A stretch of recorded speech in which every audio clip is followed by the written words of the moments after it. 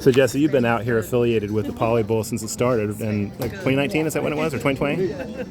The Poly Bowl? Yeah, National TV 2019. 2019. That's what I thought. I was out here, I think 2020, when Big Stan McKenzie was out here, and he ended up coming to Cal.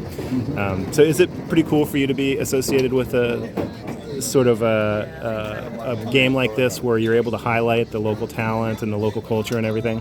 Yeah, I mean, it's important for us to bring the talent here and share our culture with them, because a lot of the kids that played in this game are in the NFL right now. Right. And obviously Travis Hunter is here because, and I've spoken with him.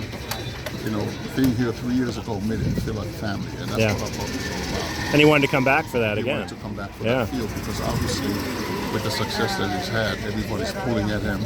Of course. For the right reason or the wrong reason. Everyone wants a piece. Right. He wants to come here and just have that relaxation with the field that he had 3 years ago.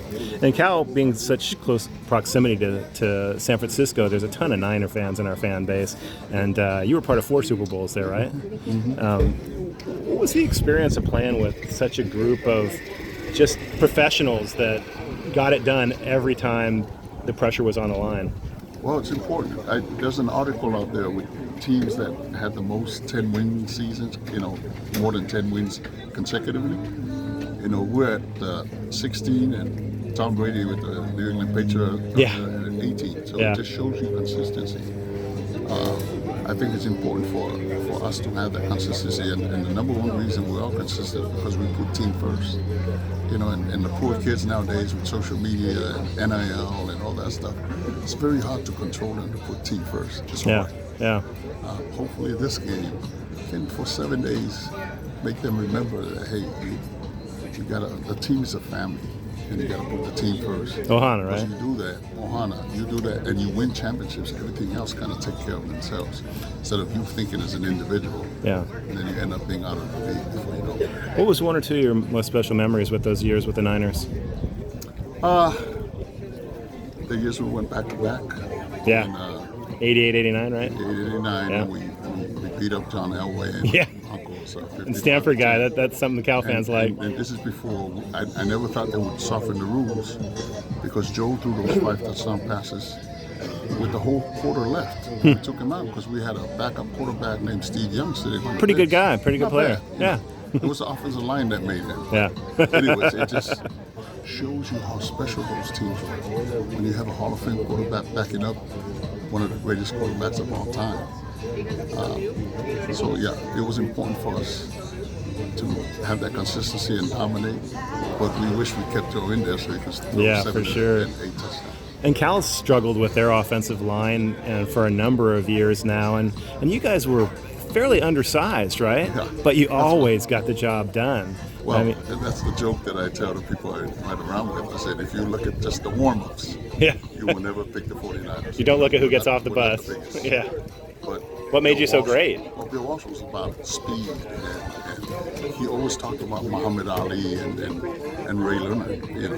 They beat you by a combination of punches. But if you look at the record, they have just as many knockouts as George Foreman. So, just not as imposing.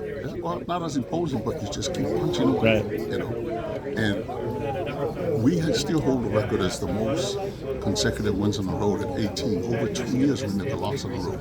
And the reason for that is the mindset and our ability to sustain. Was some of those games were ugly in the beginning. We just hung in there, and we closed the deal. It becomes a part of your makeup. It becomes who you are. You guys always kept your cool too. There's a lot of guys that were kind of grandstanding. The Cowboys kind of came to the forefront at that period of time, but you guys always played with class, kept your heads, and it keeps you from making mistakes out there when you play that way, right? Well, we try. Yeah. We're also human beings, but sure. It wasn't out of the question for Jerry Rice to say, I need to get the ball more. Of course. You got to have an ego to play the game. Yeah. But it also wasn't out of the question for an offensive line to walk over there and say, Jerry, man, you got to calm that stuff down. Right. John Taylor's on the other side. If you're double covered. You never hear anything out of Taylor. Right. You never heard anything out of Taylor. So those are the things that we're going through. What'd you like about Joe Montana? Just his nickname, Joe Cool.